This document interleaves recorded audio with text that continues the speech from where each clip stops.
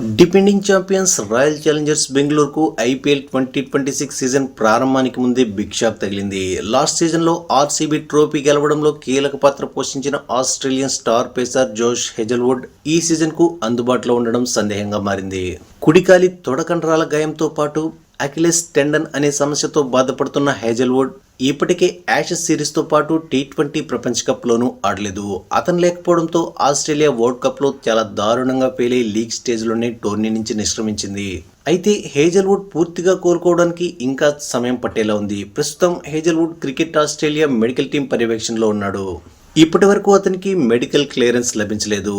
మరోవైపు ఐపీఎల్ ప్రారంభానికి ఇంకా 2 వారాల గడువు మాత్రమే ఉంది. ఈ నేపథ్యంలో హేజల్వుడ్ ఫస్ట్ హాఫ్ వరకు అందుబాటులో ఉండే అవకాశం కనిపించడం లేదు. కనీసం టోర్నీ చివరిలోనైనా అందుబాటులో ఉంటాడనే గ్యారంటీ లేదు. ప్రస్తుతం క్రికెట్ ఆస్ట్రేలియా మెడికల్ టీం ఇచ్చే నివేదికపైనే హేజల్వుడ్ ఐపీఎల్ భవితవ్యం ఆధారపడి ఉంది. ఇక లాస్ట్ సీజన్లో 12 మ్యాచ్లాడిన హేజల్వుడ్ 22 వికెట్లు తీసి ఆర్సీబీ విజేతగా నిలవడంలో కీలక పాత్ర పోషించాడు. ముఖ్యంగా పవర్ ప్లే, డెత్ ఓవర్స్లో అతని బౌలింగ్ ఆర్సీబీకి ప్లస్ అయింది.